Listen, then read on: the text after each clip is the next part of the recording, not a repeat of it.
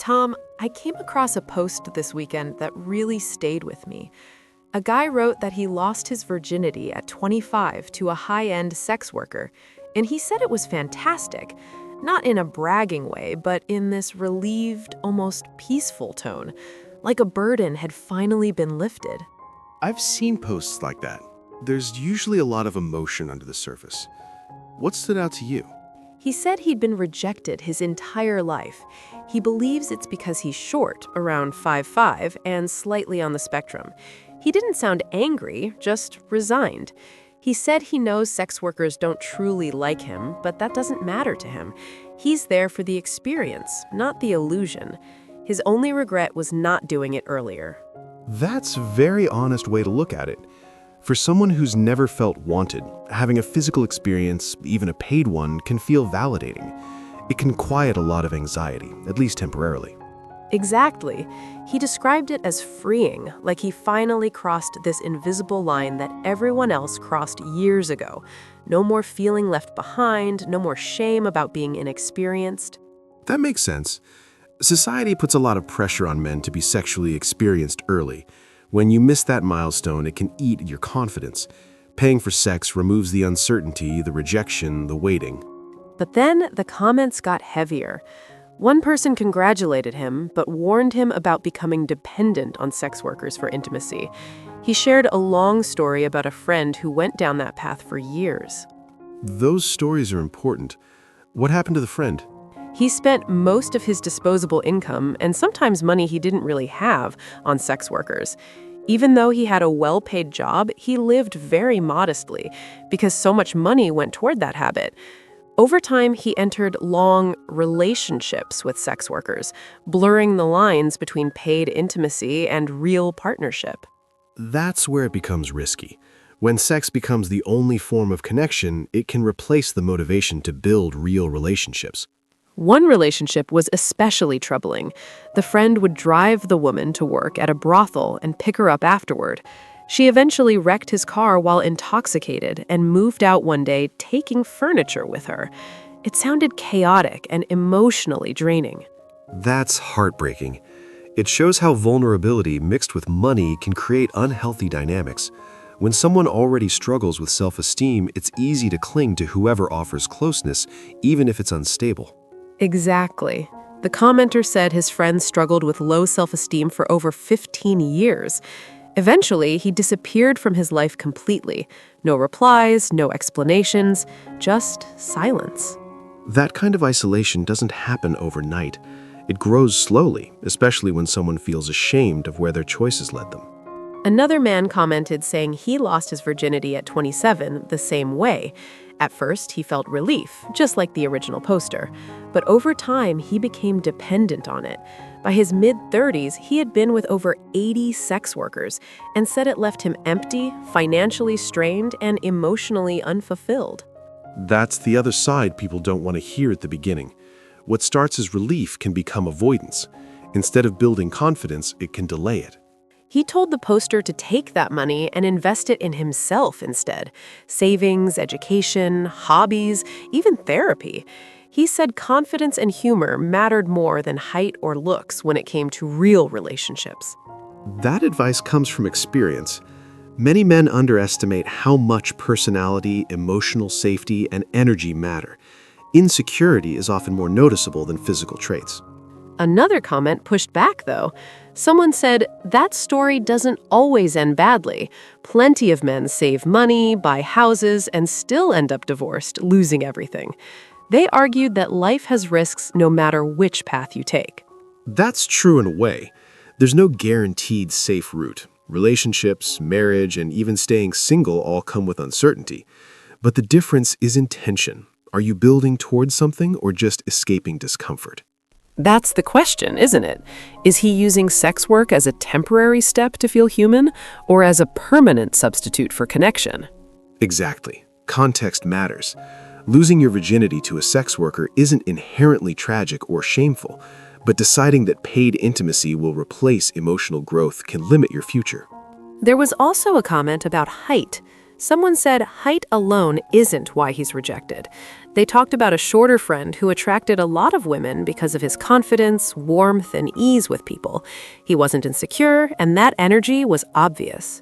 That's a common pattern. People sense how you feel about yourself. Height, money, and looks fade into the background when someone feels comfortable in their own skin.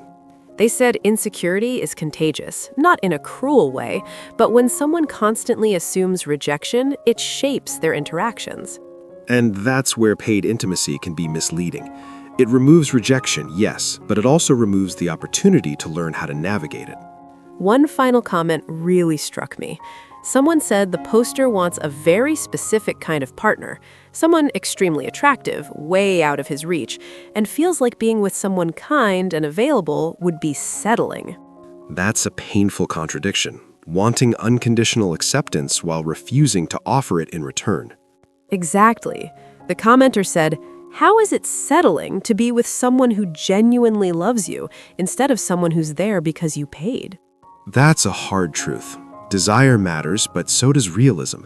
If your standards are built on fantasy, no amount of paid intimacy will satisfy you. So I'm torn. Part of me feels happy for him. He finally experienced something he thought he never would. Another part of me worries that he's choosing a path that feels safe now, but might trap him later. Both reactions can be true.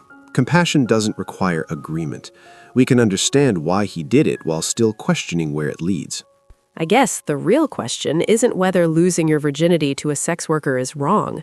It's whether you stop there, or whether you use that moment as a bridge towards self-worth. Exactly. The experience itself isn't the destination. What matters is what you build after it. If I think about it more, what really stays with me is how calm he sounded. Not angry, not bitter, just done waiting. Like he reached a conclusion after years of disappointment. That calm can be deceptive. Sometimes it's not peace, but emotional numbness. When someone gives up hoping for something different, the relief can feel like clarity. That's true. He framed it as a practical solution. This works, so why not keep doing it? No drama, no expectations, no rejection. And no growth. That's the hidden cost. Growth usually comes from friction, awkwardness, rejection, learning social cues, trying again. But is it fair to ask someone who's been rejected for years to keep putting himself through that, especially when he already feels disadvantaged? It's not about fairness. Life isn't fair. It's about agency. The question is whether his choice expands his life or slowly shrinks it. The men who warned him weren't judging. They sounded tired, like they were speaking to a younger version of themselves. Those voices matter. When people say, "I've been there," it's worth listening, especially when they're not moralizing, just describing consequences. One thing I noticed is how much shame surrounds male virginity. For women, it's often framed as purity or choice. For men, it's failure. That's a huge cultural problem. Men are expected to be sexually competent without being taught how to build intimacy. When they fall behind, they internalize it as something being wrong with them. Which makes paid intimacy tempting. It bypasses the social skills gap. Yes, but it doesn't teach those skills either. It freezes development at the point where money replaces vulnerability. Do you think there's a scenario where this choice could actually help someone long-term? Possibly, if it's framed as a one-time experience to reduce anxiety, not as a lifestyle. If afterward the person works on social confidence, therapy, friendships, and self-respect. So intention matters more than the act itself. Always. The same action can heal or harm depending on why it's done and what follows. Another thing that stood out was how strongly he linked rejection to his height and being on the spectrum. It sounded like a final verdict. That kind of thinking is understandable but dangerous. When you turn traits into destiny, you stop experimenting with different versions of yourself.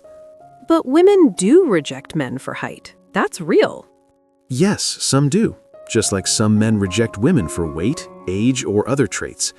The mistake is assuming those people represent everyone. The comment about insecurity being more visible than height felt important. Because it's true. Insecurity changes posture, voice, humor, eye contact. People respond to energy more than measurements. Yet, telling someone just be confident feels useless. Confidence isn't a switch.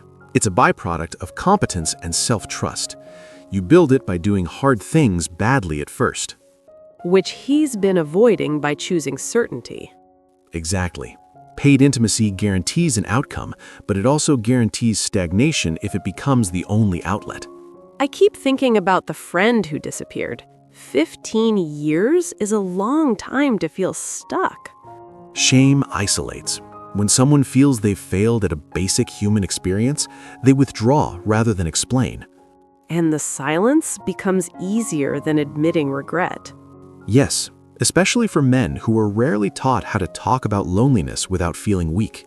There was also that debate about money. One person argued that relationships can ruin you financially too, so why judge this path? It's true that relationships carry risk, but they also offer shared responsibility. Paid intimacy is a one-way transaction, no mutual investment. So even when relationships fail, they still teach skills. Usually, communication, boundaries, empathy, compromise, even painful breakups can increase emotional capacity. While repeated transactional encounters reinforce distance. Yes, they can teach the brain that intimacy is something bought, not built. Do you think there's a scenario where this choice could actually help someone long-term? Possibly, if it's framed as a one-time experience to reduce anxiety, not as a lifestyle. If afterward the person works on social confidence, therapy, friendships, and self-respect. So intention matters more than the act itself. Always. The same action can heal or harm depending on why it's done and what follows. Another thing that stood out was how strongly he linked rejection to his height and being on the spectrum. It sounded like a final verdict. That kind of thinking is understandable but dangerous.